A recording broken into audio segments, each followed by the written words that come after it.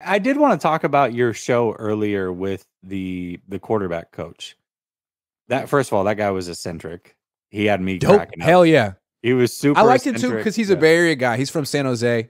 I feel like I grew up with a bunch of Austyn Carta-Samuels in my life. He was dope. I liked him. Yeah. He was letting the F-bombs fly. That was for sure. Hell yeah. He was like, before he asked me before, he's like, is it okay? Can I was like, dude, absolutely. Yeah. Like, get a little animated, man. I'm like, all right, man, it's good. The whole it was great.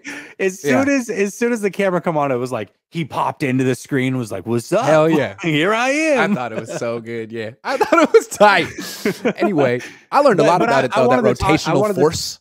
Yeah, I just wanted to talk in general about that.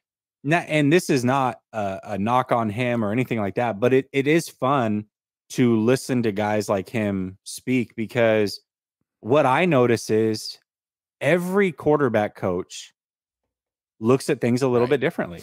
And there is no right answer. There is no right answer. And so that's why, Trey going from Quincy Avery to John Beck and now to Christensen, sometimes it's as simple as communication. Maybe there's a communication thing there that helps out. Maybe the other two guys were actually trying to teach the same thing, but they couldn't get through to Trey for whatever reason. They just weren't on the same page.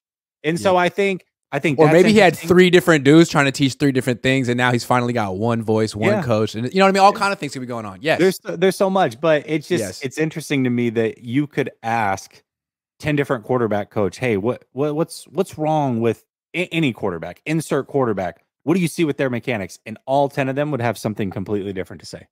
What I liked about Austyn, it felt like, and maybe I'm wrong, but it felt like he knew Jeff Christensen pretty well, or knew of how he coaches, and had a pretty good idea of what he's going to try to do with Trey Lance. And by looking at the film, he could see, okay, yeah, he's in the process of doing those things. And what Austyn said is Trey Lance strides a lot, and what he could learn, like he could be more like Rodgers, who really doesn't stride. He has a hip rotation and a wrist flick, and it's like a almost like a drop down 3/4 release where you get a full extension and you release the ball parallel to your body, not out in front. And it's like there's all different ways to throw a ball. That to me as a baseball player is a very infielder way to throw the ball. Quick release, get it out of your hands, leaning right. Like I was an outfielder, and as an outfielder, you're making long throws. So you more do like elongated, yeah, it's over the top because, well, first of all, you have crow hop.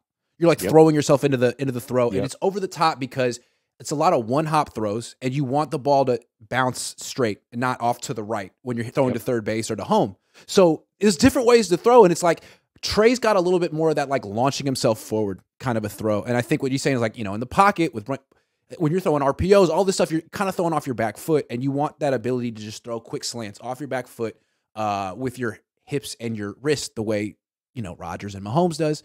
Now he's working out with Mahomes. He sees it. He's got the coach. It seems like something that's going to – Austyn said it took him 3 years to ingrain it for himself, but he says he can coach it in 3 months, which was rich. I like that part. He's like, I can do it in 3 months. All right. Maybe Trey can do it in 3 months. Yeah, which also means that, if he believes that, then he probably believes that other people he respects, like Christensen, who that came across that he does, can also teach it potentially in 3 months. It just depends on the communication. And so I thought that was cool.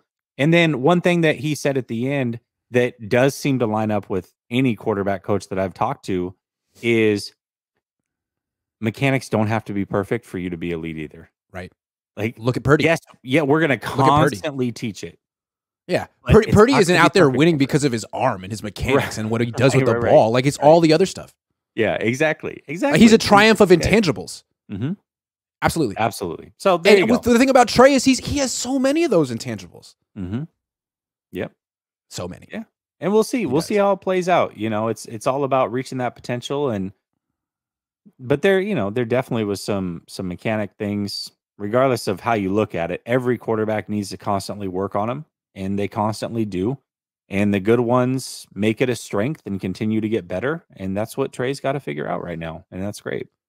Absolutely. Seems like he's doing the right things, working with the right people.